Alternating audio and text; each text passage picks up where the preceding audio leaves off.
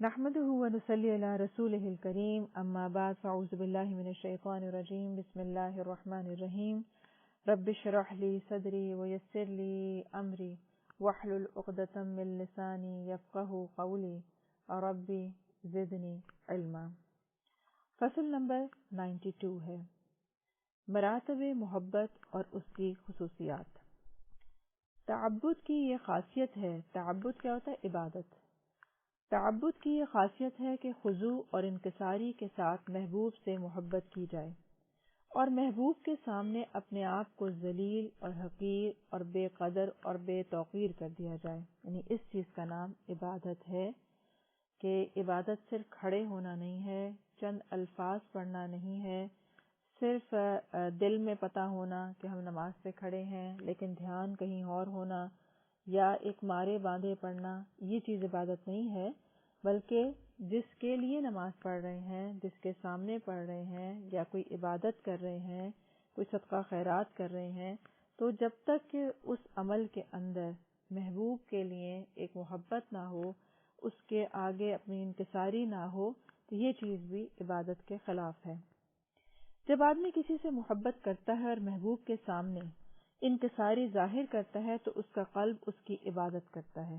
بلکہ محبت کے آخری درجے کا نام ہی تعبد ہے۔ یعنی انسانوں میں بھی جب انسان کسی سے محبت کرتا ہے تو کیا ہوتا ہے، جس سے محبت کی جاتی ہے عموماً ایسا شخص اس کا مطیع ہو جاتا ہے، فرما بردار ہو جاتا ہے، اس کے آگے اپنے آپ کو جھکا کے رکھتا ہے۔ اسی لیے آپ دیکھیں کہ کبھی ایسے آپس میں اختلاف بھی ہو جائے تو جن لوگوں کا مقام ہمارے دل میں ہوتا ہے یا عزت ہوتی ہے یا محبت کا درجے میں ہم ان کو رکھتے ہیں تو ہم ان سے بحثیں نہیں کرتے، ہم ان سے ہار جانے میں بھی اپنی جیت سمجھتے ہیں، کیونکہ ہم پھر خود سے ہار جاتے ہیں، کیونکہ ہمیں وہ رشتہ عزیز ہوتا ہے، وہ شخص عزیز ہوتا ہے۔ تو یہی اصل بات یہاں پر بیان کی جا رہی ہے کہ اللہ سبحانہ و تعالی کی جو عبادت ہے وہ محبت کا آخری درجہ، یعنی محبت جب بڑھتے بڑھتے بڑھتے بہت آخری حد کو چھوتی ہے تو انسان عبدیت میں ڈھل جاتا ہے۔ پھر علاقہ، محبت کا پہلا درجہ۔ محبت کے ابتدائی درجے کو علاقہ کہتے ہیں اور اسے علاقہ اس لیے کہتے ہیں کہ اس میں قلب کا محبوب سے تعلق قائم ہو جاتا ہے۔ اسی طرح دوسرا درجہ محبت کا ہے الصبابہ۔ علاقہ کے بعد الصبابہ کا درجہ ہے۔ اسے صبابہ اس لیے کہتے ہیں کہ اس میں قلب پوری گرویدگی کے ساتھ محبت کی طرف، محبوب کی طرف جھک جاتا ہے۔ یعنی ایک ہوتا ہے کہ پہلے صرف ایک اچھا لگنا کسی کا اور اس کے بعد محبت جو ہے وہ ڈفرینٹ درجوں میں ڈھلنا شروع ہو جاتی ہے۔ اسی طرح جیسے شاعر نے کہا کہ محبت کرنے والے صبابہ کی شکایت کرتے ہیں، کاش کہ تو محبت کرنے والوں کا سارا بوجھ میں اکیلے ہی اٹھا لیتا، تو محبت کی ساری لذت میرے ہی دل کے لیے ہوئی، کوئی محبت کرنے والا اس لذت کو نہ مجھ سے پہلے پاتا اور نہ میرے بعد پاتا۔ یعنی کہ وہ اس حد تک اس کی طرف مائل ہو جاتا ہے کہ اس کا دھیان بھی، اس کا دل بھی، اس کی لذت بھی، ہر چیز اس کے ساتھ جڑ جاتی ہے۔ محبت کا تیسرا درجہ ہے الغرام۔ اب آپ یہ دیکھ رہے ہیں کہ عربی میں کیسے کیسے الفاظ ہیں جو محبت کے درجوں کو شو کر رہے ہیں کہ انسان گریجولی محبت کے درجے میں جب ٹرن کرتا ہے تو وہ کہاں تک جاتا ہے۔ پھر الغرام آتا ہے، اس کا درجہ الغرام نام اس لیے ہے کہ قلب کی اس محبت کا جو قلب کے اندر ہمیشہ کے لیے لازمی طور پر جاگزین ہو جاتی ہے اور جو کسی وقت بھی قلب سے الگ ہی نہیں ہوتی ہے۔ مثلا غرام جو ہے وہ قرضے کو کہتے ہیں نا، یعنی قرضدار کو غریم اسی لیے کہا جاتا ہے کہ جب تک وہ قرض ادا نہیں کر لیتا وہ قرض میں پھنسا رہتا ہے، جکڑا رہتا ہے، یعنی ہر وقت اس کے دماغ میں رہتا ہے کہ میرے اوپر قرضہ ہے، مجھے ادا کرنا ہے۔ اسی معنی کو اللہ تعالیٰ نے اس طرح ارشاد فرمایا کہ ان عذابہ کان غراما، کہ بلا شبہ اس کا عذاب لازم آنے والا ہے جو چمٹ کے رہ جائے گا اور اس سے الگ نہیں ہوگا۔ تو گویا کہ تھرڈ درجہ محبت کا الغرام ہے کہ جس میں انسان سوتے، جاگتے، کھاتے، پیتے، چلتے ہر وقت محبوب کے خیالوں میں ہی گم رہتا ہے اور وہ کسی وقت بھی اس سے الگ نہیں ہوتا۔ کہنے کو وہ فزیکلی ساتھ نہیں ہوتے لیکن جو دل ہے وہ اس کی گرفت میں ہوتا ہے۔ عشق کا چوتھا درجہ جو ہے وہ عشق ہے۔ اس کے بعد درجہ آتا ہے عشق کا. یہ افراط محبت کا درجہ ہے، یعنی حد کراس کرنا، جتنی ہونی چاہیے اس میں افراط و تفریط کا شکار ہونا. یہ افراط محبت کا درجہ ہے، اور اللہ تعالیٰ کی محبت میں عشق کا لفظ استعمال نہیں ہوتا، اور نہ ہی اس کے حق میں اس لفظ کا اطلاق صحیح ہے. یہ بات سب لوگ اچھی طرح نوٹ کر لیں کہ عشق رسول کہنا، عشق الہی کہنا، یہ لفظ درست نہیں ہے، کیونکہ یہ ایک نیگیٹو ٹرم میں بولا جاتا ہے، جس میں کوئی شخص اس حدود کو کراس کرتا ہے جو کہ اس کا حق بنتا ہے، وہاں سے آگے جانے کی کوشش کی جاتی ہے. یہ عموماً لسٹ کے معنوں میں بولا جاتا ہے یا اچھی محبت کے معنوں میں نہیں آتا. پانچواں درجہ شوق کا ہے. اس کے بعد درجہ ہے شوق کا، اور شوق نام ہے قلب کے سفر کا جو پوری تیزی سے محبوب کی طرف شروع کیا جائے. شوق کا اطلاق اللہ تعالیٰ کے متعلق ہوتا ہے، جیسا کہ مسند احمد میں سیدنا عمار بن یاسر کی حدیث میں مروی ہے کہ سیدنا عمار نے ایک مرتبہ کامل اطمینان اور پورے خشوع اور خضوع کے ساتھ نماز پڑھی. ختم نماز کے بعد لوگوں نے ان سے پوچھا کہ آپ نے اس قدر اطمینان کے ساتھ نماز کیوں اس قدر لمبی کی ہے؟ تو انہوں نے جواب دیا کہ میں نے نماز میں وہ دعائیں پڑھی ہیں جو رسول اللہ صلی اللہ علیہ وسلم پڑھا کرتے تھے، جیسا کہ اس میں آتا ہے کہ اللہ میں تجھ سے علم الغیب کی برکت سے اور مخلوق پر جو تیری قدرت ہے سوال کرتا ہوں کہ جب تک میری زندگی میرے لیے بہتر ہے مجھے زندہ رکھ، اور جب تو چاہے میرے لیے موت کو کر دے. پھر اسی طرح اسی دعا میں آخر میں آتا ہے کہ اے اللہ میں تجھ سے مانگتا ہوں کہ تیرے رخ کی طرف دیکھنے کی لذت مانگتا ہوں اور تیری ملاقات کا شوق مانگتا ہوں، وہ جو تکلیف دے ایذا رسانی اور گمراہ کرنے والے فتنے سے پاک ہو. اے اللہ تو ہمیں ایمان کی زینت سے آراستہ فرما اور ہم کو ہدایت کرنے والے اور ہدایت پائے ہوئے لوگوں میں شامل فرما. اب یہاں پر جو لفظ ہے وہ لفظ آ رہا ہے وَأَسْأَلُكَ لَذَّةَ النَّظْرِ إِلَى وَجْهِكَ الْكَرِيمِ وَأَسْأَلُكَ الشَّوْقَ إِلَى لِقَائِكَ. اب یہاں پر لفظ شوق کو انہوں نے ایکسپلین کر رہے ہیں کہ یہ وہ درجہ ہے محبت کا جو صرف اللہ سبحانہ و تعالیٰ ہی کے لیے خاص ہے، کیونکہ یہاں پر ایک لفظ استعمال کیا گیا ہے کہ اللہ تعالیٰ مجھے اپنی محبت کا شوق یا اپنی محبت کی اپنی ملاقات کی محبت اتنی زیادہ عطا کر دے، کیونکہ آپ عموماً اردو میں بھی دیکھیں کہ شوق کا لفظ کہاں بولا جاتا ہے. آپ کہتے ہیں مجھے یہ کام کرنے کا بہت شوق ہے، یعنی مجھے انتہائی محبت ہے اس کام سے، یا میں جتنا بھی اس کام کو کر لوں میں تھکتا نہیں ہوں یا میں بیزار نہیں ہوتا. کیونکہ آپ کے اندر اس کی محبت حد سے زیادہ جاگزی ہوئی ہوتی ہے، لہٰذا آپ اس چیز کو شوق کا لفظ بولتے ہیں. حقیقت یہ ہے کہ طیب اور پاکیزہ اور خوشگوار زندگی انہی لوگوں کی زندگی کا نام ہے. اس سے بہتر خوشگوار اور پرنعمت زندگی کسی کی ہو ہی نہیں سکتی، اور اسی حیات طیبہ اور نفیس ترین زندگی کا تذکرہ بھی قرآن میں کیا گیا ہے کہ سورہ نحل میں آتا ہے کہ جو شخص نیک عمل کرے مرد ہو یا عورت لیکن با ایمان ہو تو ہم اسے یقیناً بہت عمدہ زندگی بسر کروائیں گے. یعنی ہم دیکھتے ہیں کہ اللہ سبحانہ و تعالیٰ کے جو نیک بندے ہیں، ابرار ہیں، ان کے اندر اللہ سبحانہ و تعالیٰ کی ملاقات کا شوق، اس کی نماز کا شوق، پھر اس کے کلام کو پڑھنے کا شوق، تو ان کے شوق بھی سارے کے سارے اللہ سبحانہ و تعالیٰ سے وابستہ ہیں. یہی وجہ ہے کہ ان کے لیے یہ بات آئی کہ جو شخص اچھے شوق رکھتا ہے پھر وہ اچھے اعمال کرتا ہے، کیونکہ جیسا شوق ہوگا ویسا ہی عمل کریں گے. جس کو گیم کھیلنے کا کام ہے وہ سارا دن گیم کھیلتا رہے گا، جس کو قرآن پڑھنے کا شوق ہے وہ سارا دن قرآن پڑھتا رہے گا. گویا کہ ہمارے شوق ہماری منزل کا تعین بھی کرتے ہیں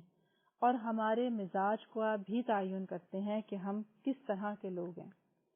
اسی لیے فرمایا گیا کہ جنہیں نیک اعمال کرنے کا شوق ہوتا ہے اور وہ با ایمان بھی ہوتے ہیں تو اللہ تعالیٰ ان کو اچھی زندگی بسر کرواتا ہے. اس حیات و زندگی سے وہ حیات و زندگی مراد نہیں ہے جو اہل ایمان اور اہل کفر میں اور ابرار اور فجار میں مشترک ہے. مثلا اس کا مطلب یہ نہیں ہے کہ اچھا کھانا، اچھا پہننا، اچھی عورت مل جائے، اچھا گھر مل جائے، کیونکہ بعض بار جب ہم کہتے ہیں کہ اچھی زندگی بسر کروائیں گے تو ہمارے ذہن میں فوراً ایک بڑا سا گھر آتا ہے، اچھے بچے آتے ہیں، پھر اچھی سی جاب آتی ہے. تو کیا فرما رہے ہیں کہ یہ چیزیں تو اللہ تعالیٰ نے نافرمانوں کو بھی دے رکھی ہیں، یہ چیزیں تو آپ کفار کے پاس بھی ہم سے زیادہ شاید ہوں گی. تو یہاں مراد اچھی زندگی سے وہ نہیں ہے، کیونکہ یہ چیزیں اللہ نے دشمنوں کو بھی دے رکھی ہیں۔ اس آیت میں اللہ تعالیٰ نے اس امر کی ضمانت دی ہے اور وعدہ کیا ہے کہ وہ عمل صالح کرنے والوں کو حیات طیبہ خوشگوار زندگی سے نوازے گا۔ یقیناً اللہ اپنے وعدے کا سچا ہے، وہ کبھی اپنے وعدے کے خلاف نہیں کرے گا۔ اور انسان کو اس سے بڑھ کر کون سی زندگی چاہیے کہ اس کی ساری توجہات اللہ ہی کی طرف ہو جائیں۔ یعنی اچھی زندگی سے مراد کیا ہے کہ انہیں نیکیوں کا شوق لگ جاتا ہے، ان کا سارا دن نیکیوں میں گزرتا ہے، ان کی راتیں قیام میں گزرتی ہیں، انہیں توفیق مل جاتی ہے کیونکہ ان کی رغبت اللہ سبحانہ وتعالی کے ساتھ ہونے کی وجہ سے، کیونکہ دل اللہ کے ساتھ ہے، لہٰذا دل میں ہر وہ چیز اچھی لگتی ہے جو اللہ کو محبوب ہوتی ہے۔ اور جب وہ یہ کام کرتے ہیں تو یہ اچھی زندگی ہے، کیونکہ یہی وہ کام ہے جو بعض دفعہ جب ایمان کمزور ہوتا ہے تو انسان کے لیے پہاڑ لگتے ہیں۔ اسے تہجد نہیں پڑھی جاتی، قرآن میں دل نہیں لگتا، سارا دن گزار دیتے ہیں، کوئی تسبیحات نہیں پڑھ پاتے، بہانہ یہی رہتا ہے کہ فرصت نہیں ملتی ہے، لیکن اصل بات یہ ہے کہ نماز پہ کھڑے بھی ہو جائیں تو دل کہیں اور ہوتا ہے۔ تو یہ جو بات آ رہی ہے حیات طیبہ کی، یہ بات کر رہے ہیں کہ یہ وہ نعمتیں ہیں جو کسی عام آدمی کو نہیں ملی ہوتی، جو ایمان سے خالی ہو یا اللہ کی محبت سے خالی ہو، کیونکہ حیات طیبہ یہی ہے کہ اس کی ساری توجہات اللہ کی طرف ہو جائیں، صرف اسی کی رضامندی اور رضا جوئی کی طرف وہ متوجہ ہوتا ہو، اس کے قلب میں کسی قسم کا اضطراب نہ رہے، بلکہ قلب کی تمام تر توجہ اللہ کی طرف ہو۔ یعنی اگر کوئی نعمت ملی تو سارا اس کا دھیان یہ جائے کہ میں تو اس قابل ہی نہیں تھا، اللہ نے عطا کر دیا، اور اگر کسی وجہ سے اس سے کوئی چیز چلی جائے تو اس کا دل مطمئن ہو کہ اگر اللہ کا فیصلہ میرے حق میں یہ تھا تو یقیناً اس میں خیر ہی ہوگی۔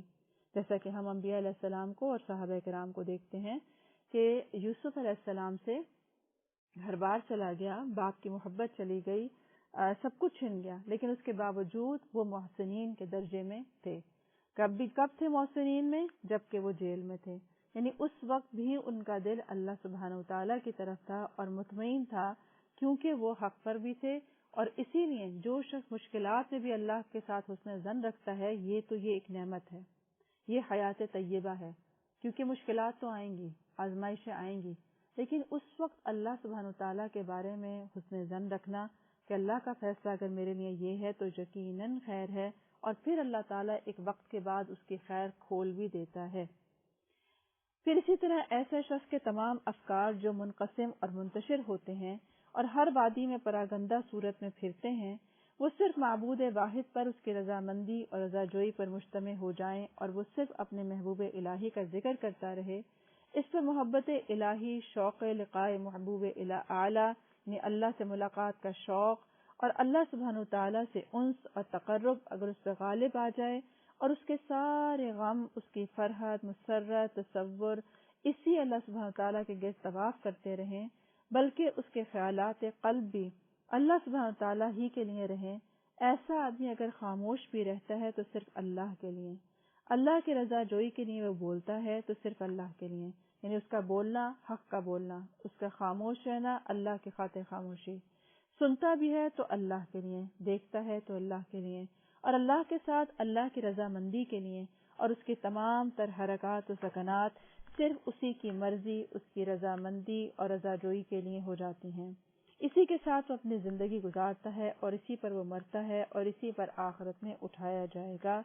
یہ ہے حیات طیبہ کہ جو شخص مرد ہو یا عورت اور وہ اچھی نیکی کی زندگی گزارے تو اللہ تعالیٰ اس کے لیے اس کے اعضاء کو، اس کے دن رات کو، اس کے تمام معمولات کو نیکی کے لیے ایسے ایسے مزین کر دیتے ہیں، کیونکہ وہ ایمان کو اللہ سبحانہ وتعالیٰ کے ساتھ جب جوڑتا ہے تو اس کا بولنا بھی حق پر ہوتا ہے، چاہے وہ اپنی ذات کے لیے ہو یا اپنے کسی مخالف دشمن کے لیے ہو، تب بھی وہ حق بات کہتا ہے۔ تو گویا اس کے دل میں اللہ سبحانہ وتعالیٰ کی عظمت غالب آنے کی وجہ سے، اللہ کی محبت غالب آنے کی وجہ سے وہ ہر بات میں یہ ضرور خیال رکھتا ہے کہ میں اگر یہ کام کروں گا یا میں ایسی بات کروں گا تو کیا یہ اللہ کو ناراض تو نہیں کر دے گی مجھ سے، کیا یہ اللہ کی محبت کو مجھ سے دور تو نہیں لے جائے گی۔ گویا کہ وہ اپنے محبوب کے لیے ہر وہ کام کرنے کو تیار ہوتا ہے جو اسے خوش کر دے اور اس کی ناراضگی سے بچنے کے لیے ہر اس کام سے بچتا ہے جو اسے ناراض کر دے۔ پھر اسی طرح آتا ہے حدیث قدسی، اور اس کا ایک مفہوم ہے کہ میرا بندہ مجھ سے تقرب حاصل کرتا ہے اور اس کے پاس وہ ہوتا ہے جو اس پر میں نے فرض کیا تھا، اور یہ میرا بندہ نوافل کے ذریعے مجھ سے تقرب حاصل کرتا ہے، یہاں تک کہ میں اس سے محبت کرنے لگتا ہوں، اور جب میں اسے اپنا دوست بنا لیتا ہوں تو میں اس کا کان بن جاتا ہوں جس سے وہ سنتا ہے، اس کی آنکھ بن جاتا ہوں جس سے وہ دیکھتا ہے، اس کا ہاتھ بن جاتا ہوں جس سے وہ پکڑتا ہے، اور اس کا پاؤں بن جاتا ہوں جس سے وہ چلتا ہے۔ بس وہ میری ہی مدد سے سنتا ہے، میری ہی مدد سے دیکھتا ہے، اور میری ہی مدد سے پکڑتا ہے، اور میری ہی مدد سے چلتا ہے۔ اگر وہ مجھ سے کچھ مانگتا ہے تو میں اسے دیتا ہوں، اور اگر وہ میری پناہ مانگتا ہے تو میں اسے پناہ دیتا ہوں۔ میں جو کچھ کرنا چاہتا ہوں اس میں مجھے کبھی تردد نہیں ہوتا، جیسا کہ تردد مجھے میرے مومن بندے کی روح قبض کرنے میں ہوتا ہے۔ وہ موت کو ناپسند کرتا ہے، اور میں ایسی کوئی بات پسند نہیں کرتا جو اسے بری لگے، لیکن موت سے اس کو کوئی چارہ نہیں ہے۔ اب یہ بات شاید زیادہ واضح طور پر سمجھ میں آئی ہوگی۔ یہ حدیث ہم نے بہت دفعہ دیکھی ہے، حدیث قدسی والی، لیکن اس میں یہ زیادہ واضح بات آ گئی کہ اس کا ہاتھ بھی میں بن جاتا ہوں، کیونکہ وہ اپنے ہاتھ سے وہی کام کرنا چاہتا ہے جو اللہ کو پسند ہے، اور اپنے ہاتھوں کو روکتا ہے ہر ایسے کام سے جو اسے ناپسند ہو۔ تو گویا کہ اس کا کام، جس کام میں وہ ہاتھ ڈالتا ہے کسی نیکی کے کام میں، تو اللہ تعالیٰ اس کے ہاتھ سے وہ نیکی کروا لیتے ہیں، حالانکہ کرنے والے بہت سارے ہوتے ہیں۔ اسی طرح سے جب وہ کوئی چیز ایسی سننا چاہتا ہے جو اللہ سبحانہ تعالیٰ کا حق کا پیغام سنتا ہے، قرآن سنتا ہے، اللہ کی بات سنتا ہے اور عمل کے لیے سنتا ہے، تو وہ اس کے سننے میں اللہ ایسی برکت دے دیتے ہیں کہ وہ بات اس کے لیے خیر کا باعث بنتی ہے، اس کے دل میں راسخ ہو جاتی ہے، دل کا ارادہ بن جاتی ہے، اور پھر وہ جب کوئی بات کرنے لگتا ہے تو اسے بات یاد بھی آ جاتی ہے اس موقع کے اوپر کہ مجھے اب کیا کرنا چاہیے۔ کیونکہ کتنے ایسے لوگ ہیں جو قرآن کو سنتے بھی ہیں، پڑھتے بھی ہیں، بہت بہت تدبر بھی کرتے ہیں، لیکن جس وقت کوئی ایکشن کرنے لگتے ہیں یا جس وقت وہ موقع آتا ہے اس پر عمل کرنے کا، تو وہ اس وقت انہیں وہ بات ہی یاد نہیں رہتی کہ اس وقت مجھے کیا کرنا چاہیے تھا۔ جیسے ہم میجورٹی دیکھیں کہ جب غصہ آتا ہے تو کتنے لوگوں کو اعوذ باللہ من الشیطان الرجیم پڑھنا یاد بھی رہ جاتا ہے، یا اس وقت کون سی حدیثیں یاد رہ جاتی ہیں کہ جس میں کہا گیا ہے کہ پہلوان وہ نہیں ہے جو پچھاڑ دے، بلکہ وہ ہے جو اپنے نفس پہ قابو پائے اور اپنے غصے کو پی جائے۔ تو بہت ساری ایسی جو ہم نے غصے پہ سنی بھی ہوتی ہیں، تو کیا کتنے لوگوں کو اس وقت ان کے دل کے اندر وہ جو راسخ ہوئی بھی ہوتی ہیں کہ اللہ کی محبت میں وہ اپنا غصہ بھی پی جائیں، اللہ کی محبت میں اپنا مال بھی دے دیں، اللہ کی محبت میں وہ کسی کو معاف کر سکیں، تو یہ چیز ہوتی ہی اس سے صادر ہے جو اللہ سبحانہ وتعالیٰ کی خاطر احسان کے درجے میں نیکی کرتا ہے، یعنی وہ عدلے کا بدلہ نہیں کر رہا ہوتا، کیونکہ نوافل صرف وہ نہیں ہوتے جو نماز میں ہوتے ہیں کہ آپ نے 2 رکعت پڑھی اور نوافل ہو گئے۔ یہ جو بات ہے نا کہ نوافل کے ذریعے اللہ تعالیٰ کا قرب حاصل کرنا، تو نفلی چیزیں وہ بھی ہوتی ہیں، جیسے آپ زکوٰۃ کے علاوہ جو مال دیتے ہیں صدقات کی شکل میں، تو وہ بھی نوافل کے ذریعے قرب ہے۔ پھر اسی طرح جہاں پر آپ کا اختیار تھے، بدلہ لے سکتے تھے لیکن آپ نے معاف کر دیا، تو یہ بھی ایک آپ نے ایسا اختیاری کام کیا اور اللہ کی خاطر اگر کیا تو اس کا درجہ اللہ کی قربت کے نتیجے میں نکلتا ہے، یعنی اس کے ریوارڈ ایک دم سے نکلتا ہے کہ انسان کے دل کے اندر ایک اطمینان آ جاتا ہے، الحمدللہ کہ مجھے اللہ نے وہ حوصلہ دیا کہ میں کسی کو معاف کر سکوں۔ پھر حدیث کی مراد یہ بھی ہے کہ اللہ کی محبت کے اسباب 2 قسم کے ہیں، یعنی اس حدیث سے جو پتہ چل رہا ہے، ایک ہے فرائض کا ادا کرنا اور نوافل کے ذریعے تقرب الہی حاصل کرنا۔ اللہ نے اس حدیث میں یہ خبر دے دی ہے کہ جو لوگ مجھ سے تقرب اور نزدیکی حاصل کرنا چاہیں وہ پہلے فرائض ادا کریں، اس کے بعد نوافل کی کوشش کریں۔ نوافل کا درجہ فرائض ادا کرنے کے بعد کا ہے۔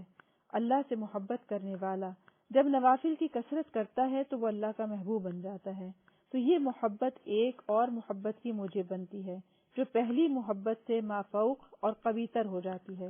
یہ محبت اس کے قلب کو غیر محبوب کی فکر اور اہتمام سے مستغنی کر دیتی ہے، یعنی لوگوں کی محبت کب انسان کے دل سے نکلتی ہے، یہ جو غیر اللہ کی محبت ہے یہ کب انسان کے دل سے جاتی ہے، جب اللہ کی محبت میں وہ جب کام کرنے لگتا ہے اور اس کے جواب میں اسے اللہ کی محبت ملتی ہے، یا اس کے جواب میں اس کے دل میں جو ایک خشیت آتی ہے، ایک عاجزی آتی ہے، اللہ کا احسان ماننا آتا ہے کہ میں تو اس قابل ہی نہیں تھا، اللہ نے مجھ سے میرے جیسے سے کام لے لیا، تو یہ چیزیں محبت پر محبت کو قوی سے قوی تر کرتی جاتی ہیں، اور جب وہ اللہ کے ساتھ زیادہ جڑنا شروع ہو جاتا ہے تو پھر وہ اپنی آنکھوں سے دیکھ سکتا ہے کہ دنیا میں کوئی میری مدد نہیں کر سکتا جب تک کہ اللہ تعالیٰ کا حکم نہ آ جائے.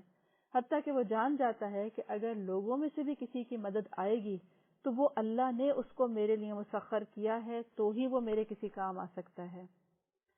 پھر محبت کی تمام تر قوتیں اور کوششیں صرف اسی محبوب کے لیے وقف ہو جاتی ہیں. صرف ایک اللہ کے لیے ساری قوت، ساری کوشش، حتیٰ کہ اسے کوئی مشکل آتی ہے تو وہ اللہ سے رجوع کرتا ہے. وہ لوگوں سے شکوے نہیں کرتا. اسے کسی کی طرف سے تکلیف پہنچتی ہے تو وہ لوگوں میں ان کی غیبتیں نہیں کرتا پھرتا، بلکہ وہ جان جاتا ہے کہ یقیناً مجھ سے کوئی کوتاہی ہوگی اور وہ اللہ سے جب معافی مانگ کے اپنا تعلق اللہ سے اچھا کرتا ہے تو لوگوں سے خود بخود اس کا تعلق اچھا ہو جاتا ہے. اسی طرح بلا شبہ یہ ایک ایسا محب اور دوست ہوتا ہے کہ محبوب ہی کے لیے سنتا اور دیکھتا ہے اور محبوب ہی کے لیے پکڑتا اور چلتا ہے. محبوب ہی اس کے قلب میں بسا ہوتا ہے اور ہر وقت اس کے ساتھ ہوتا ہے اور ہمہ وقت اس کا مونس اور ساتھی اور رفیق ہو جاتا ہے. یعنی اللہ کا ذکر کر کے اس کو تسکین ملتی ہے. اللہ پہ بھروسہ کرنا اسے اچھا لگتا ہے. اللہ کے فیصلوں کو مان لینا اسے ایک اعتماد دیتا ہے کہ یہ ہو نہیں سکتا. جیسے آپ دیکھتے ہیں کہ حضرت ہاجرہ کو جب صحرا میں چھوڑا گیا تو ان کا یقین کامل توحید اتنا پختہ تھا، کیونکہ اصل بات یہ کہ ابھی ہمیں توحید ہم نے پڑھی ہی نہیں ہے. اسی لیے آپ دیکھیں کہ کتاب التوحید جو عرب ممالک ہیں ان میں بہت زیادہ پڑھائی جاتی ہے، ڈیٹیل میں پڑھائی جاتی ہے، اور کہ اس میں آپ وحدانیت کو مانیں. اگر آپ کہتے ہیں رضیت باللہ ربا وبالاسلام دینا، تو پھر اگر آپ راضی نہیں ہیں اللہ سے اپنی زندگی میں کسی فیصلے سے تو پھر یہ دل کا اور زبان کا نفاق ہے کہ آپ زبان سے تو کہتے ہیں رضیت باللہ ربا، لیکن جب آپ کی زندگی میں کوئی واقعہ ہو جاتا ہے یا آپ کی زندگی میں کوئی آپ کے خواہش کے مخالف حالات آ جاتے ہیں تو اس وقت آپ اپنے رب پہ شک کرتے ہیں یا اس سے شکوہ کرتے ہیں یا آپ لوگوں سے امیدیں لگاتے ہیں کہ لوگ ہمارے مسئلے کو حل کریں گے یا ان کو کوستے ہیں کہ ان کی وجہ سے ہمارے مسئلے خراب ہوئے. تو یہ چیز توحید کے خلاف ہے. حدیث میں جہاں پہ حرف با آیا ہے مصاحبت اور معیت کے لیے آیا ہے، یعنی اور یہ وہ مصاحبت اور معیت ہے جس کی نظیر اور مثال نہیں ملتی. یعنی ہر وقت اس کی یاد غالب رہتی ہے. یعنی اس طرح سے وہ ہوتا ہے کہ میں اس کے ساتھ ہوتا ہوں. یہ جو آ رہا ہے نا لفظ کے ما تقرب الی عبدی بمثل اداء، یعنی جب کوئی شخص اپنا فرض ادا کرتا ہے اور پھر اس کے بعد وہ نوافل کرتا ہے تو میں اس کے ساتھ ہوتا ہوں. تو یہ جو ساتھ کا لفظ ہے نا اس کو شاید بیان کرنا مشکل ہے کہ ہر وقت پھر وہ اللہ کی یاد میں کیونکہ ہوتا ہے. اور وہ آپ نے دیکھا ہوگا کہ جب کوئی شخص دنیا میں بھی کسی سے کو بہت محبوب رکھتا ہے تو چلتے پھرتے کیونکہ وہ دل کے اندر اس کا خیال چل رہا ہوتا ہے تو وہ خیالوں میں آپس میں باتیں بھی کر رہے ہوتے ہیں. یعنی ہر بات اس کو اس سے شیئر کی جا رہی ہوتی ہے اور سامنے کوئی بھی نہیں ہوتا، لیکن آپ اپنا ہر غم اس کو سنا رہے ہوتے ہیں دل میں، ہر اپنی خوشی اس کو بتا رہے ہوتے ہیں دل میں، اور آپ کو لگتا ہے جیسے وہ بالکل ساتھ ساتھی ہے. تو بالکل اسی طرح اللہ سبحانہ و تعالیٰ کے لیے جو لوگ جیتے ہیں یا اس کے ساتھ اپنی خوشی غمی ہر چیز شیئر کرتے ہیں اور اسی کو اپنی تمام مطلوب مقصود سمجھتے ہیں، تو اتنی ان کے اوپر غالب آ جاتی ہے وہ ذات کہ اللہ سبحانہ و تعالیٰ کی رہنمائی ان کو ہاتھ کے ہاتھ ملتی رہتی ہے. وہ جیسے آپ دیکھیں نا انبیاء علیہ السلام کو کہ حضرت ہاجرہ کو جب صحرا میں چھوڑا جا رہا ہے، اب کہنے کو آنکھوں سے تو نظر آ رہا ہے نقصان، کہنے کو تو نظر آ رہا ہے کہ ہمارے حق میں یہ اچھی چیز نہیں ہے اگر ہم اپنی زبان میں اس کو دیکھیں تو، کیونکہ اللہ کے تو ہر فیصلے میں خیر ہوتی ہے. تو ان لوگوں کی توحید اتنی پختہ تھی، یقین اتنا کامل تھا کہ اگر مجھے صحرا میں بھی چھوڑ دیا جائے اور اگر یہ اللہ کا فیصلہ میرے حق میں یہی ہے تو پھر اللہ ہمیں کبھی ضائع نہیں کرے گا،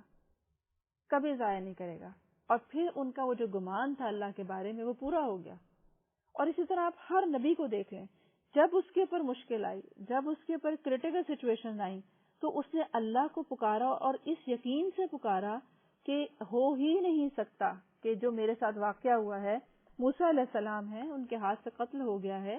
اور پھر وہ اپنا گھر بھی، فرعون کا محل بھی، آسائشیں بھی، سب کچھ چھوڑ کے اچانک ان کو جانا پڑ گیا اور ایک ایسے علاقے میں گئے ہیں جو نہ گھر ہے، نہ در ہے، نہ کوئی جان پہچان ہے، نہ کوئی اسباب ہے، نہ روزگار ہے، کچھ بھی نہیں ہے.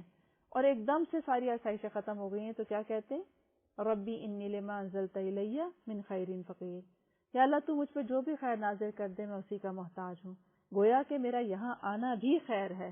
بس مجھ پہ اپنی خیر اور رحمت کے دروازے کھول دے. اور پھر کیا ہوتا ہے، تھوڑی دیر کے بعد ہی گھر بھی مل جاتا ہے، در بھی مل جاتا ہے، شادی بھی ہو جاتی ہے، نوکری بھی مل جاتی ہے.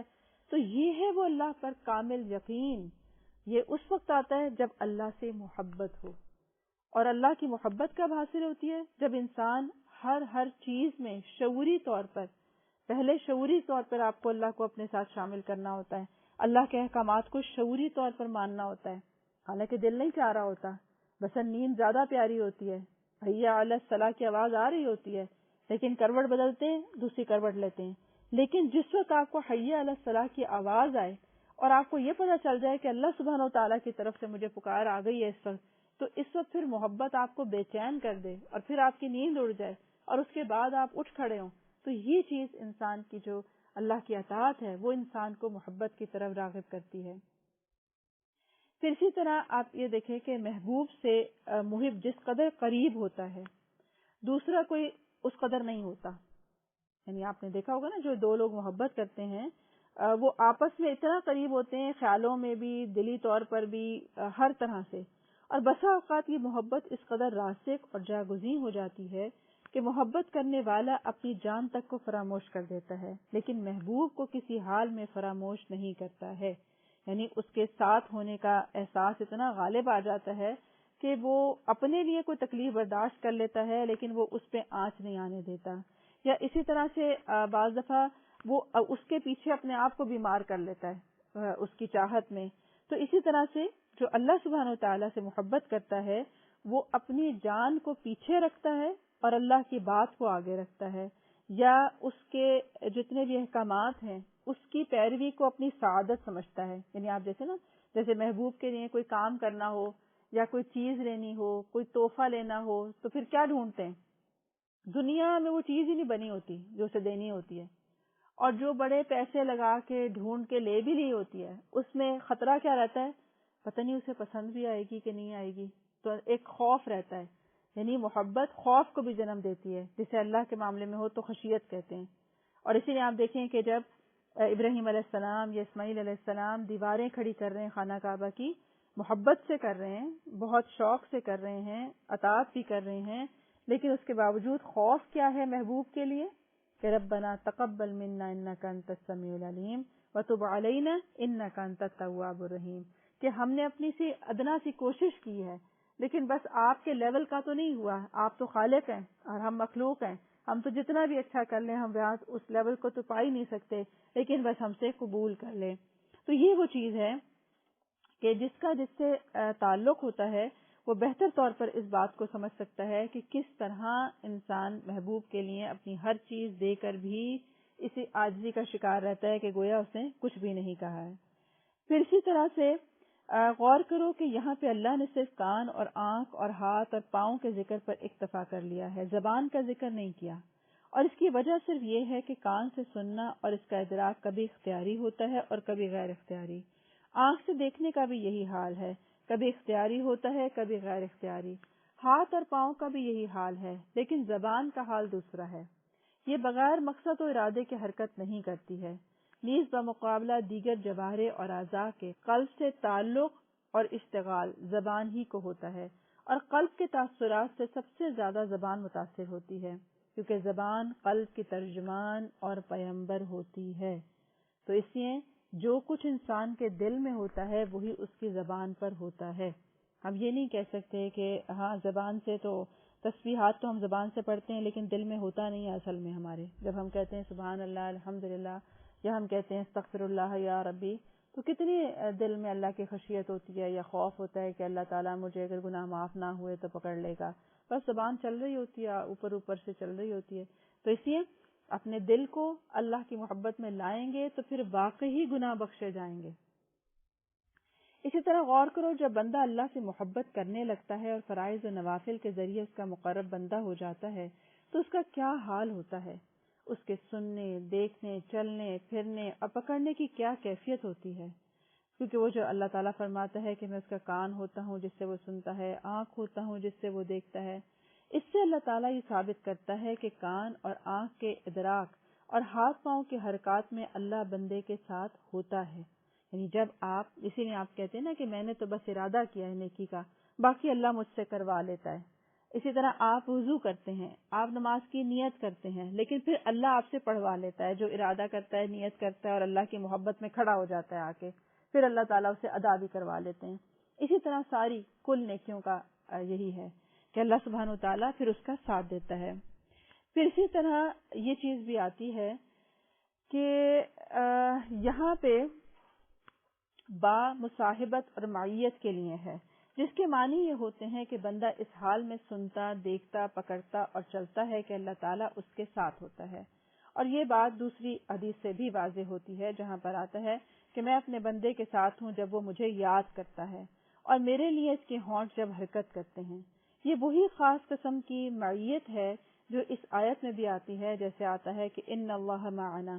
یعنی اللہ ہمارے ساتھ ہے. پھر اسی طرح ان دو کے متعلق تمہارا کیا خیال ہے جن میں تیسرا اللہ ہے، جو غار ثور کی بات آتی ہے جس میں حضرت ابوبکر صدیق اور نبی صلی اللہ علیہ وسلم دونوں تھے. پھر ان دو کے ساتھ تیسرا کون تھا؟ اللہ تھا. اسی طرح قرآن میں آتا ہے کہ ان اللہ لمع المحسنین، اللہ نیکی کرنے والوں کے ساتھ ہے. اب ساتھ کو سمجھنا جو ہے وہ ہم ان آیات سے، ان احادیث سے سمجھ سکتے ہیں کہ اللہ کی معیت، اس کی مدد، اس کی طرف سے غیبی طور پر انسان کا اس کام کو کر جانے کے قابل ہونا، جو کہ ایک بہت مشکل لگ رہا تھا، ناممکن لگ رہا تھا. جیسا کہ آپ جنگ بدر میں بھی دیکھتے ہیں کہ 313 کا لشکر ہے اور اس کے مقابلے پر 1000 ہے. بظاہر تو نہیں لگتا کہ جیت مسلمانوں کی ہوگی، لیکن جب اللہ ساتھ ہو جائے کسی کے تو اس کی ساری طاقت، اس کی سارے وسائل جو وہ اللہ ہی کے راستے میں استعمال کرنے کے لیے نیک نیتی سے نکلا ہو تو اس میں برکت ہو جاتی ہے. کہنے کو آپ کی طاقت نہیں ہوتی ہے، آپ بڑے نالائق ہوتے ہیں اس کام کو کرنے کے لیے، لیکن جب آپ نیت ارادہ کریں اور اللہ کی محبت میں بار بار دعا کریں کہ یا اللہ اسلام کی سربلندی میں مجھے خیر کثیر عطا فرما، مجھے بھی کنٹریبیوٹ کرنے کے لیے کوئی موقع عطا فرما، میری مدد فرما، تو اللہ تعالیٰ ہم جیسے ناقص لوگوں کے لیے بھی راستے کھول دیتا ہے. یہ صرف اتنی بات ہے کہ ہم اس سے مانگیں، ہم اپنے راحت اور آرام کو چھوڑ کر اس کے لیے کوشش کرنے والے بنیں، تو کرنا اللہ ہی نے ہوتا ہے. اللہ تعالیٰ کی یہ مصاحبت یعنی ساتھ اور معیت جب بندے کے ساتھ ہوتی ہے تو بندے کی ساری مشقتیں، سارے مصائب، آلام سب آسان ہو جاتے ہیں، اور ہمہ قسم کا خوف و ہراس اس کے حق میں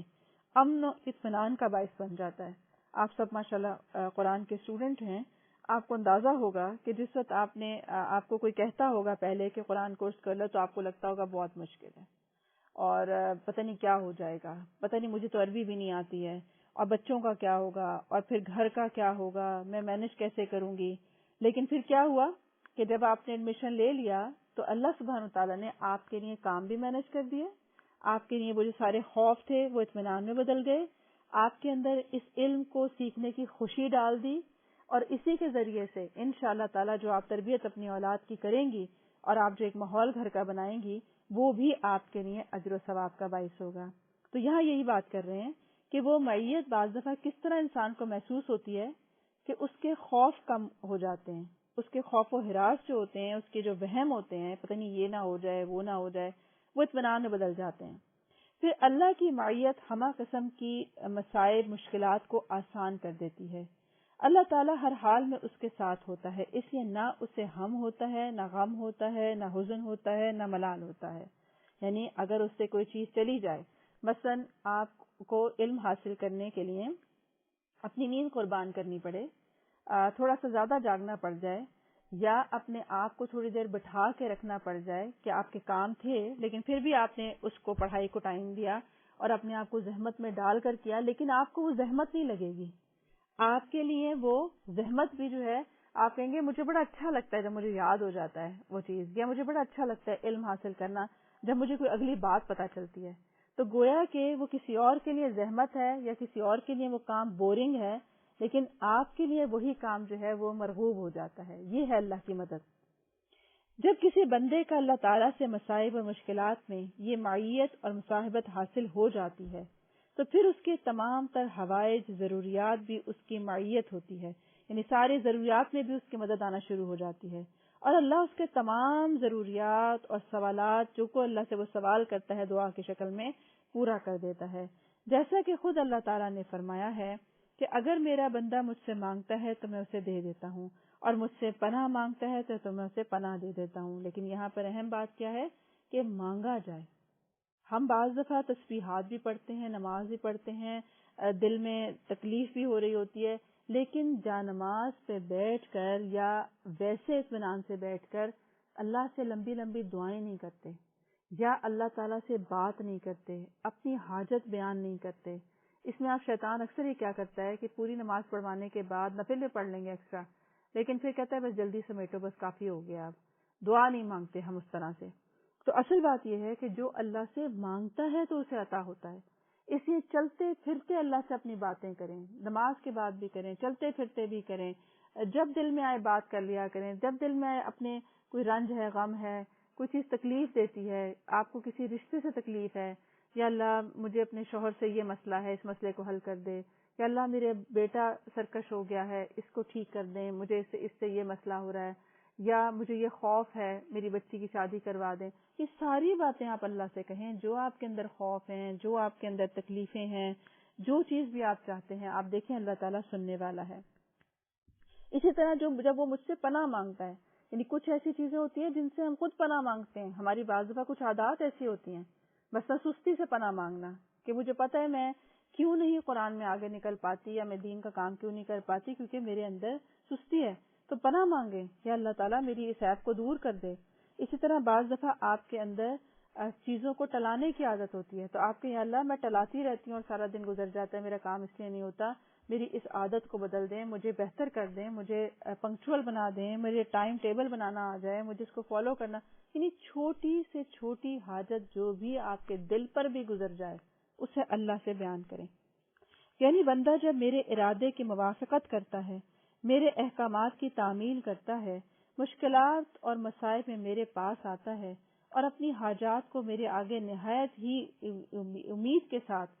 پیش کرتا ہے، تو میں ضرور اس کا ساتھ دیتا ہوں. اور مکروہات اور مشکلات میں مجھ سے پناہ چاہتا ہے تو میں اسے پناہ دیتا ہوں. اب یہ بات ہے اللہ کا وعدہ. تو اس لیے اپنی باتوں کو، اپنے بوجھوں کو جو دل پہ لیے ہوئے ہیں اور لوگوں کے آگے بیان کرتے رہتے ہیں، اور یہ کہتے رہتے ہیں کہ اس لیے بیان کرتے ہیں، غیبتیں اس لیے کرتے ہیں کیونکہ دل ذرا ہلکا ہو جاتا ہے. تو دل ہلکا کرنا ہے تو اللہ کے آگے بیان کریں، بتائیں ان کو کہ آپ کے کیا بوجھ ہیں اور تمام چیزیں کریں تاکہ کوئی فائدہ بھی ہو، تاکہ وہ بوجھ ہلکے ہوں.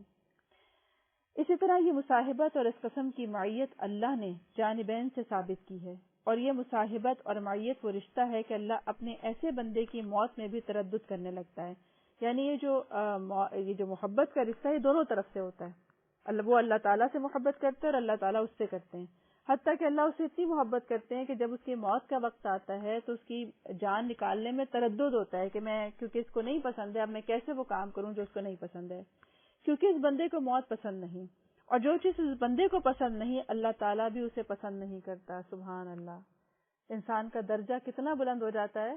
کہ جب وہ یہ اس بات کا خیال رکھے کہ جو چیز اللہ کو نہیں پسند مجھے وہ نہیں کرنی، چاہے میرا لاکھ دل چاہے مجھے لاکھ لوگ ملامت کر لیں، نہیں کرنی. اور جو چیز اللہ کو پسند ہے مجھے ہر حال میں کرنی ہے، چاہے لوگ مجھے جو مرضی سمجھ لیں. تو پھر وہ درجہ پا جاتا ہے کہ اللہ بھی اس کی پسند اور ناپسند کا خیال رکھتے ہیں. جو ہے نا، خود ہی کو کر بلند اتنا کہ ہر تقدیر سے پہلے خدا بندے سے خود پوچھے بتا تیری رضا کیا ہے. انسان کا مرتبہ وہاں آ جائے کہ آپ کی رضا پوچھی جائے، آپ کی رضا کا بھی خیال رکھا جائے. جب اس بندے کی کسی قسم کی برائی اور رنج اسے پسند نہیں تو اس کا تقاضا یہ ہے کہ اللہ اسے بھی موت نہ دے. لیکن بندے کی مصلحت اسی میں ہے کہ وہ اسے موت سے ہم آغوش کر دے. یعنی یہ بھی اللہ کا احسان ہے ہم پہ کہ موت آ جاتی ہے تو ہم سمیٹے جاتے ہیں. ورنہ ایسے لوگوں کو کبھی آپ نے دیکھا ہو جو ارذل عمر کا شکار ہو جاتے ہیں یا بہت زیادہ عمر کے ہو جاتے ہیں، طاقت نہیں ہوتی، کھا نہیں سکتے، جی نہیں سکتے، خود اپنے لیے اپنی زندگی بوجھ ہو جاتی ہے. تو فرمایا گیا کہ یہ بھی اللہ ایک بندے کے لیے اللہ تعالیٰ کی رحمت ہے کہ وہ اسے موت کی آغوش میں لے کر ایک اچھی زندگی اگلی بھی عطا کر دیتا ہے. کیونکہ اللہ موت اسی لیے بھیجتا ہے کہ اسے دوبارہ زندہ کر سکے. مرض اور بیماری میں اس لیے مبتلا کرتا ہے کہ اسے صحت اور صلاحیت سے نواز سکے. اسے فقیر اور مسکین اس لیے بناتا ہے کہ اسے غنی اور بامراد بنائے. جب اس سے کچھ روکتا ہے تو کچھ عطا کرنے کے لیے ہی روکتا ہے. یعنی اللہ تعالیٰ کوئی بھی چیز انسان سے اس لیے نہیں چھینتا کہ اسے چھیننا ہے، بلکہ اس لیے چھینتا ہے کہ اس سے بہتر چیز اسے کوئی دینی ہوتی ہے، اس کو وہاں سے ہٹانا ہوتا ہے. بعض ناکامیاں انسان کے راستے کو بدل دیتی ہیں، اور وہ اس کو ناکامی دی کیوں جاتی ہے؟ تاکہ وہ اس راستے پر مزید آگے نہ جائے جس میں ہلاکت ہے. در حقیقت یہی ذات اور یہی اللہ حقیقی محبت کے لائق ہے، جو اتنا کیئرنگ ہو، جو اتنا لونگ ہو، جو محبت کا جواب محبت سے دیتا بھی ہو. ورنہ اکثر لوگوں میں کیا ہوتا ہے؟ محبت کا جواب کتنے لوگوں کو محبت کی شکل میں ملتا ہے؟ کتنے لوگ ہوتے ہیں کہ جن سے آپ جتنی شدت سے محبت کرتے ہیں وہ بھی آپ سے اتنی شدت سے کرتے ہیں؟ یہ سوائے اللہ کی ذات کے اور کسی میں نہیں یہ صفت پائی جاتی کہ اللہ سبحانہ وتعالیٰ انسان کا قدردان ہے کہ وہ محبت کا جواب محبت سے دیتا ہے، اور اگر اس کے لیے کوئی قربانی کرے تو وہ اس کے لیے اسی طرح جواب دیتا ہے اس کا جس طرح کے کسی نے جس درجے کی قربانی کی ہوتی ہے. جیسے کہ ابراہیم علیہ السلام کو ہم دیکھتے ہیں کہ انہوں نے اپنی جو بھی چیز قربان کی، اللہ نے اس کی قدردانی کیسی کی کہ رہتی دنیا تک کے لیے ان کی قربانی کو اس طرح سے کیا گیا کہ تمام مسلمانوں پر قربانی کو فرض کر دیا گیا. اور یہی حقیقی محبت محبوب ہے. اس کے سوا نہ کوئی حبیب ہو سکتا ہے اور نہ ہی کوئی محبوب ہو سکتا ہے، کیونکہ عمر کے ساتھ، وقت کے ساتھ، حالات کے ساتھ محبتیں بدلتی رہتی ہیں. آج کوئی شخص بہت محبوب ہوتا ہے، کل وہی شخص دل سے اتر جاتا ہے. اب بعض دفعہ آج آپ کسی کے پر بڑی محبتیں نچھاور کرتے ہیں، کل کو وہی بے وفا ہو جاتا ہے. اسی طرح بعض دفعہ آپ اولاد سے بڑی توقعات رکھتے ہیں، محبتیں کرتے ہیں، لیکن اس کے بعد انہیں آپ سے اتنی محبت نہیں ہوتی، یعنی جواباً آپ اس کی محبت نہیں پاتے. تو اس لیے محبت کو صحیح جگہ پہ رکھنا بھی ضروری ہے کہ جو اس کا صحیح حقدار بھی ہو، اور وہ سب سے پہلے اللہ کی ذات ہے. اب لوگوں کی محبت ایک قدرتی سی چیز ہے، یعنی اس سے منع نہیں کیا گیا، لیکن اصل امتحان یہ ہے کہ باقی ساری محبتیں اس محبت کے تابع ہوں، نیچے ہوں، اور کسی کی محبت دنیا میں آپ کو اللہ کی اطاعت سے روک نہ سکے، کیونکہ ان الذین آمنوا اشد حبا للہ، یعنی سب سے جو اوپر محبت ہے، شدید محبت ہے، وہ باقی محبتوں کو نیچے کر دیتی ہے. اگلا چیپٹر ہے کہ التتیم، محبت کا آخری درجہ ہے التتیم. تعبد کی حقیقت یہ ہے کہ محبوب کے سامنے اپنے آپ کو انتہا درجہ ذلیل اور خاکسار کر دیا جائے. اس کے بعد محبت کا وہ درجہ ہے جسے التتیم کہتے ہیں. یہ محبت کا آخری درجہ ہے. اس کے معنی یہ ہے کہ محب اپنے محبوب کی عبادت اور پرستش کرنے لگ جائے. چنانچہ عرب کا محاورہ ہے کہ جب انسان کسی کی عبادت کرنے لگتا ہے تو کہتے ہیں کہ تیم الحب ہے، یعنی محبت نے اس کو اپنا بندہ بنا لیا ہے. اسی لیے آپ دیکھیں کہ عبادت جو ہے اس میں صرف ایک آرڈر یا ایک قانون نہیں ہے کہ آپ ایک قانون کو مانیں، بلکہ اللہ کی عبادت کا مطلب ہی یہ ہے کہ محبت کے لیے محبت سے اپنے آپ کو کسی کے لیے خاکسار کرنا یا عاجز کر لینا یا اس کے آگے جھکا لینا. تعبد محبوب کے سامنے انتہا درجے کی ذلت اور خاکساری ہے. تعبد اور عبادت کی یہ حقیقت ہے کہ محب اپنے محبوب کے سامنے انتہا درجے کا خضوع اور خاکساری ظاہر بھی کرے، اس کے سامنے اپنے آپ کو انتہا درجہ ذلیل اور بے توقیر بنا لیتا ہے. اور اسی محاورے میں عرب کا یہ قول ہے کہ طریق معبد یعنی ذلیل شدہ راستہ، یعنی وہ راستہ جسے مدتوں تک روند کر ذلیل اور پامال کر دیا گیا ہو. پس عبد اور بندہ وہ ہے جسے محبت نے محبوب کے سامنے خاضع اور سرنگوں کر دیا ہو. یہی وجہ ہے کہ بندے کے تمام حالات میں عبودیت سب سے زیادہ اشرف اور اعلیٰ مقام ہے. یعنی اشرف المخلوقات ہونے کے ناطے انسان کی معراج کیا ہے کہ وہ اللہ کے آگے بالکل جھکا ہوا ہو، اللہ کے آگے اپنے آپ کو ذلیل و خوار کر کے عبادت کرتا ہو. چاہے وہ جتنی بھی عبادت کر لے، وہ اپنے آپ کو اللہ سبحانہ وتعالیٰ کے آگے ایک فقیر اور عاجز ہی محسوس کرتا ہو، اور دل سے. صرف یہ تصنع نہ ہو کہ ایک چولا پہن لیا یا من کے لٹکا لیے اور اپنا ایک تصور پیش کیا کہ شاید ہم تو بڑے دنیا سے بیزار لوگ ہیں، بلکہ وہ دنیا میں رہتے ہوئے ہی کہ اسے کوئی پہچان بھی نہ سکتا ہو کہ یہ ایسا شخص ہے. عام دنیا دار آدمی اسے سمجھتا ہو کہ عام سا انسان ہے، لیکن اس کا دل، اس کی عبادت، اس کی ہر چیز اللہ کے آگے جھکی ہو. اسی لیے عبادت سے بڑھ کر کوئی شریف ترین منزل نہیں ہے کہ انسان عبدیت کے درجے کو پالے. یعنی خالق اور مخلوق میں جو ایک تعلق ہے کہ اللہ جس کی عبادت کی جاتی ہے اور عبادت کرنے کا جو ایک طریقہ ہے یا اس کا جو ایک مقام ہے وہ اس کو پا جائے کہ واقعی وہ بندہ بن کے اللہ کے آگے رہے، یہی اصل میں اس کی منزل ہے۔ یہی وجہ ہے کہ جو اللہ تعالیٰ نے اکرم الخلائق محبوب ترین بندے سیدنا محمد رسول اللہ صلی اللہ علیہ وسلم کو اہم سے اہم مقام میں بھی وصف تعبد کے ساتھ یاد فرمایا ہے۔ یعنی رسول اللہ صلی اللہ علیہ وسلم کو جو بھی مقام مل جائے، لیکن آپ کو کیا کہا؟ عبدہ و رسولہ، یعنی جو بندے کا مقام ہے وہ ایک شرف ہے انسان کے لیے، وہ کوئی کمتری نہیں ہے۔ اسی لیے بعض لوگوں نے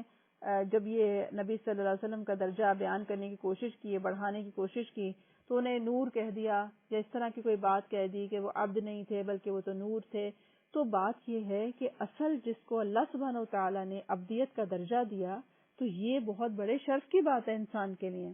حتیٰ کہ فرشتوں سے سجدہ کروایا گیا عبدیت میں آتا ہے جب انسان تو مقام دعوت یا مقام معراج میں بھی وصف عبودیت سے یاد کیا ہے اللہ تعالیٰ نے۔ یعنی آپ کلمے میں بھی دیکھیں اس طرح آتے ہیں، اور کئی آیات ہیں جس میں عبد اللہ کا لفظ آتا ہے نبی صلی اللہ علیہ وسلم کے لیے، کہ جیسے سورہ جن میں بھی آتا ہے کہ لما قام عبد اللہ یدعوہ کادوا یکونون علیہ لبدا، کہ جب وہ اللہ کا بندہ عبادت کے لیے کھڑا ہوا۔ اب یہاں پر رسول بھی کہا جا سکتا تھا کہ جب وہ رسول عبادت کے لیے کھڑا ہوا، لیکن اللہ تعالیٰ نے بڑی محبت سے بڑے پیار سے ان کے لیے عبد کا لفظ استعمال کیا ہے۔ اسی طرح آپ دیکھیں جو معراج کا واقعہ آتا ہے، اس میں بھی جو اللہ سبحانہ وتعالیٰ آپ کے لیے الفاظ استعمال کرتے ہیں وہ کیا ہیں کہ سبحان الذی اسری بعبدہ لیلا من المسجد الحرام، یہاں پر پاک ہے وہ ذات جو اپنے بندے کو راتوں رات مسجد حرام سے مسجد اقصی تک لے گئی۔ اب یہاں پر بھی رسول کا لفظ آ سکتا تھا کہ یہاں پہ اپنے رسول کو لے گئی۔ تو عبد کا لفظ جو ہے یا بندہ ہونا اور اللہ کا غلام ہونا، یہ بڑے شرف اور اعلیٰ مقام ہے۔ یہ اس کو حاصل کرنے کے لیے انسان کو اللہ کے آگے عاجز ہونا، جھکنا، اللہ کی نعمتوں کا قدردان ہونا، شکر گزار ہونا، اللہ کے آگے تکلیف میں بھی جا کے جھک جانا، تو یہ سب چیزیں جب انسان کے اندر آتی ہیں تو اس کا درجہ بلند ہو جاتا ہے۔ وہ جیسے حدیث کا مفہوم آتا ہے نا کہ جو اللہ تعالیٰ کے لیے تواضع اختیار کرتا ہے، جھکتا ہے، اللہ کے خاطر سب کچھ کو جھکا دیتا ہے اپنے آپ کو، تو اللہ اس کو بلندی درجات عطا کرتا ہے، اللہ اس کو بلند کر دیتا ہے پھر۔ تو اللہ کو کیونکہ جھکنا اور عاجز ہونا پسند ہے، لہٰذا اس کو اپنے لیے لازم رکھا جائے۔ اسی لیے آپ دیکھیں نماز میں خشوع کا ہونا نماز کو بہتر کر دیتا ہے۔ جب آپ واقعی ایک آپ کی آنکھوں سے آنسو نکل آئے کہ یا اللہ میں بندہ عاجز آپ کے آگے آ کے کھڑا ہو گیا ہوں، اور تیرا وعدہ ہے کہ جو حی علی الصلاح کرے گا اسے تو فلاح دے گا، تو میں نماز کو آیا، مجھے فلاح نصیب کر دے اور میں محتاج ہوں۔ آپ ذرا الفاظ اپنے آپ کو سنائیں، اپنے آپ کو یہ بتائیں کہ آپ کی حیثیت اللہ کے آگے کیا ہے، اور پھر آپ نماز کی طرف جائیں تو آپ پھر دیکھیں کہ آپ کا نماز کی کوالٹی کیا ہوتی ہے۔ رسول اللہ صلی اللہ علیہ وسلم کو یہ پیغام شفاعت کمال عبودیت اور کمال مغفرت کے ذریعے سے ہی حاصل ہوا ہے، یعنی مقام شفاعت جو آپ کو ملا کیونکہ آپ بندوں میں کمال آپ نے عبدیت دکھائی تھی، کیونکہ آپ کو انسان بنایا گیا تھا، بندہ بنایا گیا تھا، لیکن آپ کو کیونکہ آپ نے بندگی کا حق ادا کیا لہٰذا آپ کو کمال حاصل ہوا، اور ہر شخص کو سے یہی ڈیمانڈ ہے کہ وہ بندہ ہونے کا کمال حاصل کرے اور اپنی عبودیت کو واقعی اللہ کے لیے خالص کرے۔ اللہ تعالیٰ نے مخلوق کو صرف اپنی عبادت کے لیے پیدا کیا ہے اور اللہ کا کوئی بھی شریک نہیں ہے۔ محبت کی تمام انواع و اقسام میں عبادت ایک کامل ترین قسم ہے۔ اب محبت انسان کے اندر رکھی گئی ہے، اس کو نکالا نہیں جا سکتا، یہ کوئی بری چیز نہیں ہوتی ہے۔ بات صرف اتنی ہے کہ محبت کو اس کی صحیح جگہ پر استعمال کیا جائے۔ جب آپ اس کو کسی ناحق شخص کے لیے استعمال کریں یا غیر اللہ پر استعمال کریں، اللہ کا حق کسی اور کو دینے لگتے ہیں، تو خرابی وہاں سے پیدا ہوتی ہے۔ اور اسی لیے جب انسان کے اندر جو محبت ہے اس کا اظہار کھل کے آپ اللہ سے کریں۔ اللہ تعالیٰ مجھے آپ کی یہ چیز اچھی لگتی ہے، آپ نے مجھے فلاں چیز دی تھی، مجھے بڑا اچھا لگا تھا جب آپ نے مجھے وہ نوازا تھا، یعنی اظہار اس طرح کریں جیسے آپ کسی سے کوئی گفٹ لیتے ہیں اور آپ پھر خوشی کا اظہار کرتے ہیں کہ آپ نے مجھے یہ چیز عطا کی۔ اور اسی طرح انسان کی محبت کی تسکین ہوتی ہے، کیونکہ ہر انسان چاہتا ہے کہ اس کی محبت کی تسکین ہو، پھر وہ ایسے کے لیے پھر وہ غیر اللہ میں تلاش کرتا ہے، کبھی کسی کو، کبھی نامحرم کو، کبھی کسی اور رستے کو، کبھی ناجائز تعلقات کو۔ تو اصل بات یہ ہے کہ جب محبت کا استعمال اسے صحیح آ جائے اور اسے محبوب کی پہچان صحیح طور پر ہو جائے کہ جہاں اس کی محبتیں صحیح جواب دیں گی اس کو، تو تب اسے لذت آتی ہے اصل محبت میں۔ عبادت میں انتہائی خشوع اور خضوع اور انتہائی ذلت اور خاکساری ہوا کرتی ہے، اور اسلام کی اصل حقیقت بھی یہ ہے کہ انسان اب جب عبادت کر رہا ہو، اور ہر نیکی عبادت ہے، تو اس کا اتنا جھکاؤ ہو اللہ کی طرف کہ اللہ میں آپ کے لیے کر رہا ہوں جو کچھ بھی کر رہا ہوں۔ دیکھنے کو وہ کسی انسان پہ خرچ کرتا ہے لیکن وہ کسی پر احسان نہ جتائے، کیوں؟ کیونکہ اس نے تو اللہ کے لیے کیا، اور نہ ہی کسی سے شکریہ مانگے کیونکہ اس نے کیا ہی نہیں اس کے لیے۔ جیسے کہ سورہ البقرہ میں آتا ہے کہ دین ابراہیمی سے وہی بے رغبتی کرے گا جس کی خود عقل ماری گئی ہو، یعنی سفیہ نفس ہو، جس نے اپنے آپ کو کر لیا ہو۔ ورنہ تو اگر آپ دیکھیں کہ اگر آپ اللہ کا محبوب بننا چاہتے ہیں تو سارے وہ کام کریں جو انبیاء علیہ السلام نے کیے، کیونکہ اور وہ پھر ان کی کیسی عاجزی تھی، کیسا اللہ کے آگے جھکاؤ تھا۔ اب ابراہیم علیہ السلام اللہ کے خلیل ہیں، اللہ کے دوست ہیں، اور اللہ نے اپنا دوست بنایا ہے، اور اتنا بڑا سعادت ہے، اس کے باوجود آپ ان کے الفاظ دیکھیں، ان کی دعائیں دیکھیں کیسے عاجزی سے بھری ہوئی ہیں کہ ربی حبلی حکما والحقنی بالصالحین واجعل لی لسان صدق فی الآخرین واجعلنی من ورثۃ جنت النعیم۔ تو یہ کیا دعا ہے؟ یہ دعا کیسی ہے؟ کون مانگ رہا ہے؟ ابھی بھی الحاق چاہیے کسی نیک کا؟ تو وجہ یہ ہے کہ انسان جتنا مرضی اعلیٰ درجے میں پہنچ جائے، اصل بندہ اللہ کا ہے ہی وہ کہ جس کو اپنا آپ حقیر لگتا ہو، وہ پھر بھی اللہ کا محتاج ہی رہے ہر حال میں۔ یہی وجہ ہے کہ جو اللہ کے نزدیک شرک سے بڑھ کر کوئی گناہ نہیں ہے۔ شرک کے سوا وہ دوسرے گناہ معاف کرے گا، لیکن شرک کبھی معاف نہیں کرے گا، کیونکہ یہ ایک ایسی چیز ہے کہ محبت اللہ ہی کا حق ہے، جو اصل محبت ہے۔ اصل شرک اللہ کے ساتھ اصل شرک یہی ہے کہ اللہ کی محبت میں کسی اور کو شریک کیا جائے، جیسا کہ اللہ تعالیٰ فرماتا ہے وَمِنَ النَّاسِ مَن يَتَّخِذُ مِن دُونِ اللَّهِ أَندَادًا يُحِبُّونَهُ كَحُبِّ اللَّهِ وَالَّذِينَ آمَنُوا أَشَدُّ حُبًّا لِلَّهِ، کہ جو لوگ ایمان والے ہیں وہ اللہ کی محبت میں شدید ہیں۔ اللہ تعالیٰ اس آیت میں خبر دیتا ہے کہ بعض لوگ اللہ کے ساتھ دوسروں کو بھی شریک بنا لیتے ہیں اور اس سے ویسی محبت کرتے ہیں جیسے اللہ سے ہونی چاہیے۔ اللہ تعالیٰ اس آیت میں یہ بھی خبر دیتے ہیں کہ ایمان والے اللہ کی ذات سے انتہا درجے کی محبت رکھتے ہیں، کیونکہ آپ دیکھیں کہ نماز کے وقت میں کسی اور کے کام کرنا یا اپنے کاموں میں لگے رہنا یا موبائل پہ لگے رہنا، یہ اللہ کی محبت میں کسی کو شریک کرنا ہے۔ اسی طرح جو حکم اللہ نے دے دیا اس میں معاشرے کی باتوں کی پرواہ کرنا، لوگ کیا کہیں گے، تو یہ سب کیا ہے؟ یہ شرک ہی کے قبیل سے ہے۔ اسی طرح اپنی منمانی کرنا، میرا دل نہیں چاہتا، جب میرے دل میں یہ بات اچھی طرح راسخ ہو جائے گی تب ہم پردہ کریں گے یا کوئی اور حکم کریں گے، ایسے میں بلا وجہ جو بات میرے ابھی دل میں نہیں ہے میں کیوں مانوں؟ تو یہ چیزیں سب کیا ہیں؟ یہ اپنے نفس کا شرک ہے، کیونکہ شرک جو ہے وہ سب سے بڑا شرک یہی ہے کہ انسان اپنے نفس کو پوجے، میں اور میری مرضی کرے۔ تو اس چیز سے بھی بچنے کی ضرورت ہے۔ جو بندہ صرف اپنے رب کو اپنا ولی اور دوست بناتا ہے تو اگر وہ کسی اور کو اپنا ولی، مددگار، دوست، سفارشی، شفاعتی بناتا ہے تو صرف اللہ ہی کے لیے بناتا ہے، اور مومنین صالحین کے ساتھ اپنا رشتہ، موالات اور محبتیں جوڑتا ہے اور استوار کرتا ہے۔ یہی وجہ ہے کہ اگر آپ کو اللہ سے محبت ہو تو آپ کو اللہ والے ہی اچھے لگتے ہیں، اللہ کا کلام ہی اچھا لگتا ہے، اللہ کی دین کی باتیں اچھی لگتی ہیں، راغب ہوتے ہیں آپ اس کی طرف۔ لیکن اگر آپ کے دل میں اللہ کی یاد نہیں ہے، اللہ کی محبت نہیں ہے تو آپ بور ہوتے ہیں، اس کی بات آ جائے تو آپ کو بوریت شروع ہو جاتی ہے، نماز پڑھنی پڑ جائے تو آپ کو سستی کاہلی شروع ہو جاتی ہے، کیونکہ اللہ سے ملاقات کا وقت ہے نا یہ۔ تو اس سے انسان بآسانی اندازہ لگا لیتا ہے کہ میرا اللہ سے کیا تعلق ہے، اور یہ مومنین اللہ کی راہ میں اس کے ولی اور مددگار ہوتے ہیں۔ یہ موالات تو محبت اور چیز ہے، بخلاف اس صورت کے کہ بندہ اللہ کے علاوہ دوسروں کو اپنا ولی اور دوست بنائے، یعنی اسے اللہ والوں سے ہی پھر محبت بھی ہوتی ہے۔ اللہ والوں سے کیوں محبت ہوتی ہے؟ کیونکہ وہ اسے اللہ سے قریب کر رہے ہوتے ہیں، یعنی وہ لوگوں سے محبت کا مقصد بھی واضح ہوتا ہے اس کے لیے۔ مقصد یہ کہ حقیقت عبودیت اور عبودیت کے موجبات محبت اور لوازمات محبت میں کسی کو شریک بنا لینے کے بعد وہ خالص نہیں رہتی ہے، یعنی اگر آپ اس کے اندر کوئی بھی مفاد لے آئیں یا اس کے اندر کسی اور کو ایڈ اپ کر لیں تو وہ چیز جو ہے وہ شرک میں آ جاتی ہے۔ بخلاف اس کے اگر اللہ کے لیے کسی سے محبت کی جائے تو یہ محبت عبودیت میں مددگار ہوتی ہے، جیسا کہ رسول اللہ صلی اللہ علیہ وسلم سے محبت کرنا، بلکہ آپ سے محبت کرنا اور ایسی محبت کرنا کہ اپنی جان، مال، آبا، اجداد، اولاد سے بھی زیادہ ہو، اور ان تمام کی محبت سے آپ کی محبت کو مقدم سمجھنا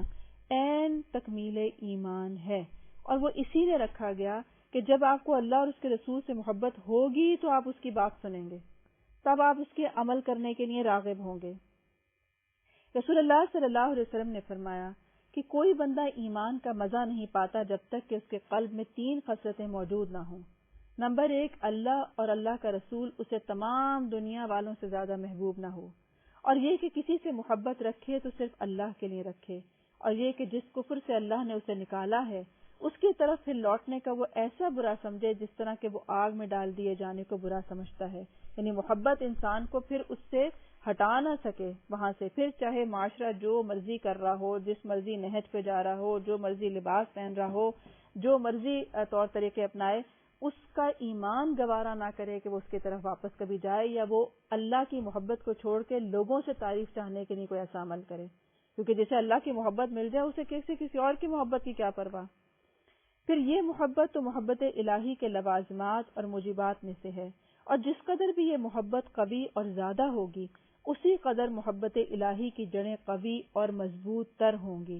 کیونکہ وہ حدیث میں آتا ہے کہ جس نے اللہ کے لیے محبت کی اور اللہ کے لیے دشمنی کی، اللہ کے لیے دیا اور اللہ کے لیے روک لیا، تو اس نے اپنا ایمان مکمل کر لیا۔ اور جتنا زیادہ محبت ہوگی اتنا زیادہ انسان ان چیزوں کو زیادہ چھانٹی کر سکتا ہے کہ مجھے کیا بات کہنی چاہیے، کیا نہیں کہنی چاہیے، کہاں غصہ کرنا چاہیے، کہاں نہیں کرنا چاہیے، کہاں مجھے احسان کر دینا چاہیے، کہاں مجھے اللہ کے لیے معاف کرنا چاہیے، اور اس کا لینا دینا چاہے خاندان میں ہے چاہے کسی اور کو ہے، اس کا کھانا پکانا، اس کا چلنا، اس کا عبادت کرنا، کپڑے دھونا، بچوں کو پالنا، حتیٰ کہ کسی رشتہ دار کی خدمت کرنا، کسی سے تکلیف سہ کر بھی اسی کے ساتھ رہنا اور اس سے رشتہ داری میں قطع تعلقی نہ کرنا، ہر چیز اس کی اللہ کے لیے ہو جاتی ہے۔ اسی لیے وہ مخالف کے ساتھ بھی محسن بن جاتا ہے اور پھر بھی مطمئن رہتا ہے، اسے کوئی ملال نہیں ہوتا، اسے اپنے عزت جانے کی پرواہ نہیں ہوتی، کیونکہ اسے پتہ ہے کہ اس کی قدردانی کرنے والا کون ہے۔